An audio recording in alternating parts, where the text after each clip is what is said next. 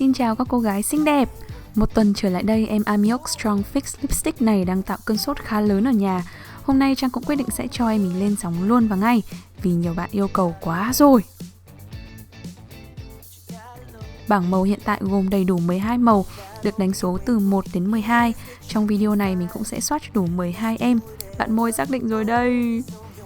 Thiết kế son tròn, phần nắp gồm các chữ cái riêng lẻ của từ Amiok Premium Lipstick. Ban đầu nhìn chưa rõ mình còn tưởng chấm bi cơ. Son có trọng lượng 4g, mùi thơm ngọt nhẹ, sau khi thoa lên môi sẽ không ngửi thấy mùi nhiều nữa.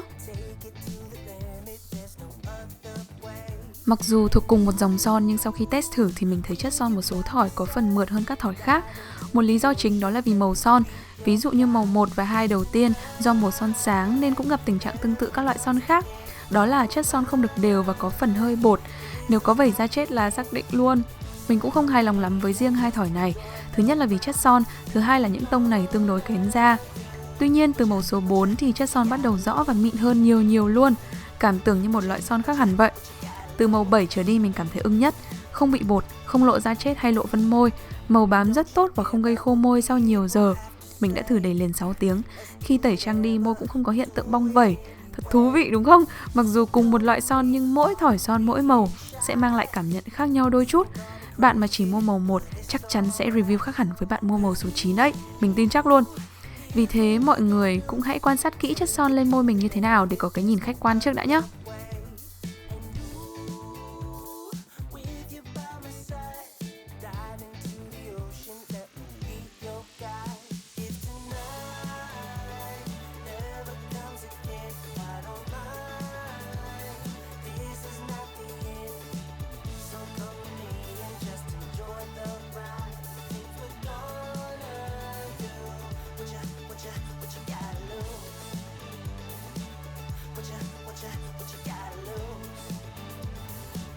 Tông cam đỏ này sáng rực một góc trời luôn đây.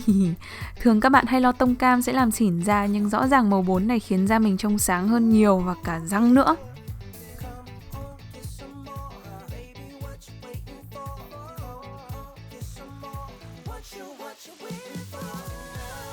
Màu số 5 hồng đỏ tươi này ngay khi vừa thoa lên môi đã khiến mình nghĩ luôn tới cây Relentlessly Red của MAC.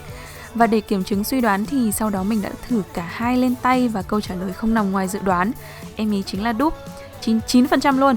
Màu này kiểu bánh bèo dễ thương, muốn nức. Cũng là chất son lì nhưng mềm hơn dòng Retro Matte của MAC. Giờ chị em đã có thêm sự lựa chọn rồi nha.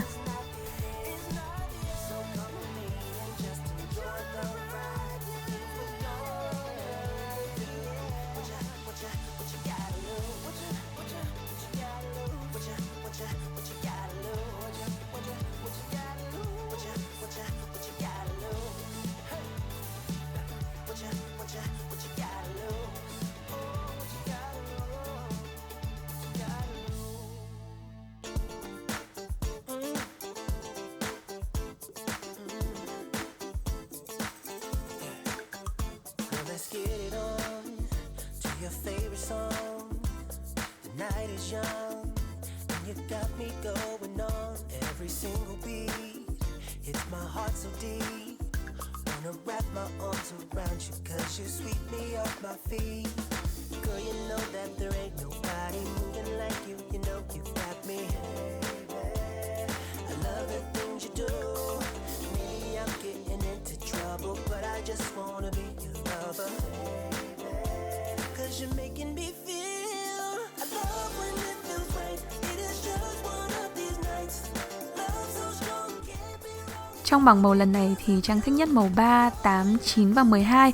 Các tông này rất lạ và không bị trùng lặp nhiều với những thỏi son khác của mình. Chất son những thỏi này cũng rất tốt, mịn, nhẹ và low phai nữa. Thỏi số 8 này cũng là thỏi mềm nhất trong 12 màu luôn. Không lì hoàn toàn mà còn có ánh nhẹ nữa, như kiểu anh em thất lạc ở đâu vào ấy. Màu này khá tôn da và chính hiệu hồng đất đây. Bạn nào đang cần tìm tông này mà chất son không gây khô môi thì mau ghi lại nhá. Màu 8, màu 8.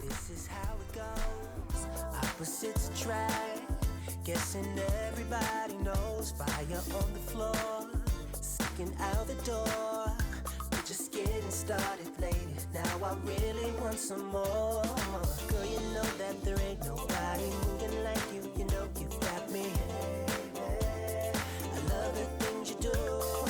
Maybe I'm getting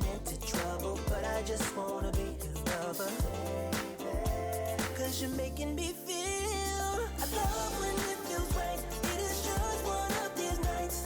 Love so strong, can't be wrong, all because of you. I love when it feels nice. You're the apple of my eye. Love so strong, can't be wrong, all because of you. 'Cause I love it.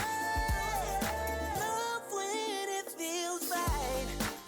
Oh yeah, I love when it feels right. Love when it feels right. It is just one of these nights. Love when it feels nice. You're the apple of my eye. Won't stop till the daylight. 'Cause I don't ever wanna leave. I don't wanna leave. It's way beyond bitter now.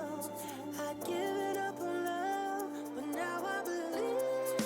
Love when it feels right. One of these, just one of these. Theo như một vài source trên mạng thì mình thấy em này cũng khá giống màu Hidden Sensual của Espoir đấy. Tông hồng phấn này phù hợp với các bạn da trắng, neutral cho tới cool undertone. Màu này rất là nhã nhặn, nhẹ nhàng, vừa phù hợp với kiểu trang điểm tươi trẻ hàng ngày mà cũng có thể biến hóa cho các buổi tiệc ngay nếu chúng mình nhấn thêm một chút vào phần mắt.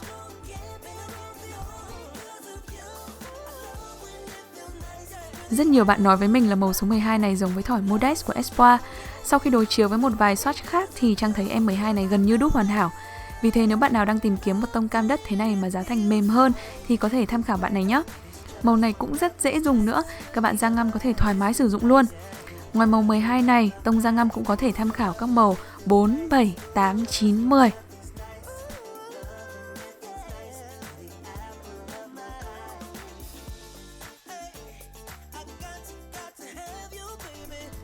Và đây là màu son còn trên môi mình sau một bữa ăn tối đây. Son chỉ trôi ở phần trong môi dưới, ngoài ra các phần khác màu vẫn nguyên si. Vậy là xong rồi, bye bye. Cảm ơn các bạn đã theo dõi video này nha.